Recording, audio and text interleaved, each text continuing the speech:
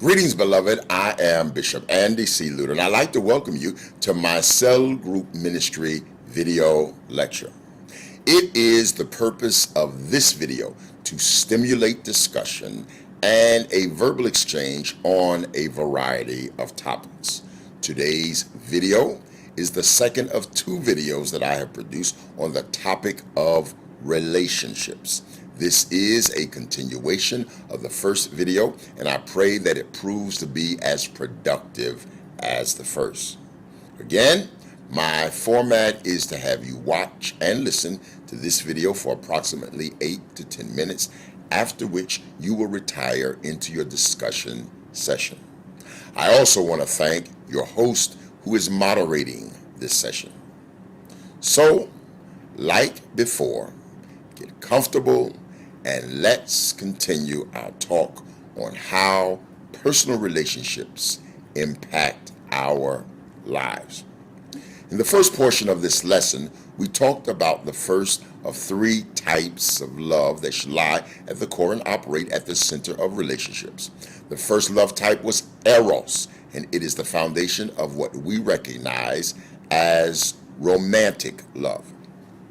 The second type of love that the Bible instructs us to have and exercise is what comes to us in the Greek as philia. This love type literally means brotherly or family love.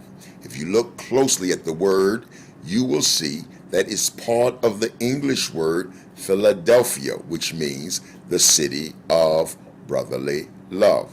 We also see the word philanthropy, which is money or services driven by a sense of family and benevolence. Now, let me say to you, I recognize that families do not always get along. Sometimes we see things differently and fail to agree on everything. Because we are human, we are subject to the same emotions and feelings that we have toward people who are not part of our families.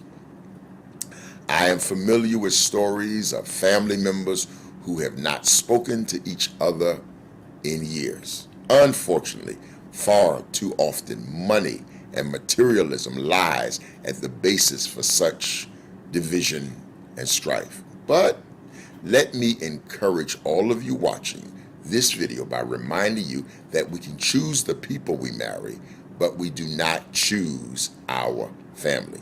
In the end, family is all we have, and life is too short to spend a significant portion of it angry and alienated from people who are our family. Now, I am by no means excusing poor behavior, and I'm not suggesting that you allow yourselves to be taken advantage of or even abused.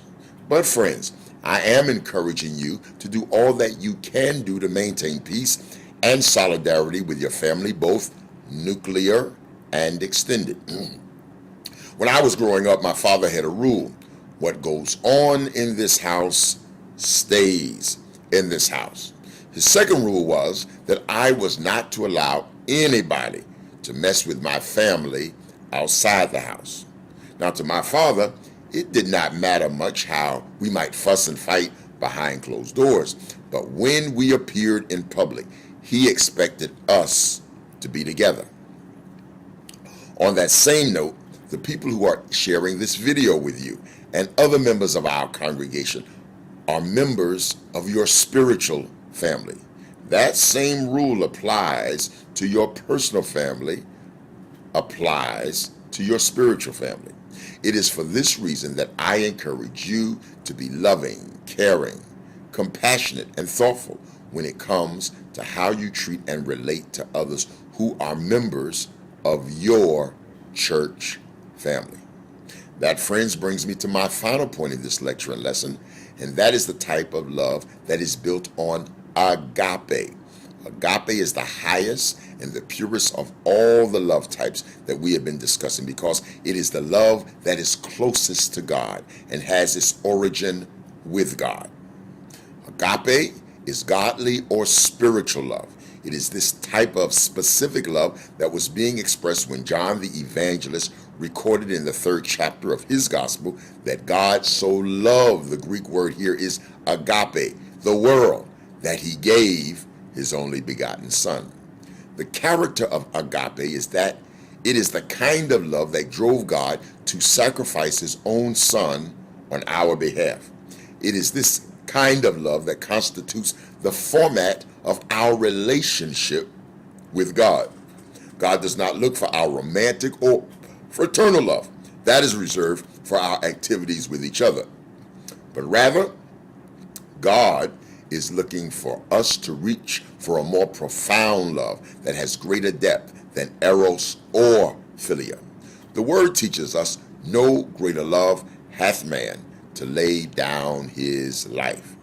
My friends, it is the combination of all 3 love types that we have been discussing that makes up the contours of our social and human relationships. Now, friends, as you seek to construct relationships that are meaningful in your life, do so with the knowledge and the assurance that they must be based on love. Friends, this completes my 2nd lecture on this topic of relationships, and I do hope that you are ready to discuss several of the things that we have been talking about. Okay, let me begin by asking you a series of questions, and this actually begins with question 6. Share with us your understanding of the 3 types of love that are represented by the Greek words that we have studied. Next question. Of those 3, which do you feel you are best at expressing, and why is that so? Next question. How can the church promote the exercise of all 3 love types discussed in this video? Well, friends, that takes up just about all of my time, and I certainly want to thank you for yours. Again, I am so indebted to the person who is hosting your group, and I am thankful for them and the great job that they're doing in leading your discussion. So, until next time, I so look forward to seeing you. Remember, this is Bishop Andy C. Luter saying God loves you, I love you, and look forward to seeing you soon.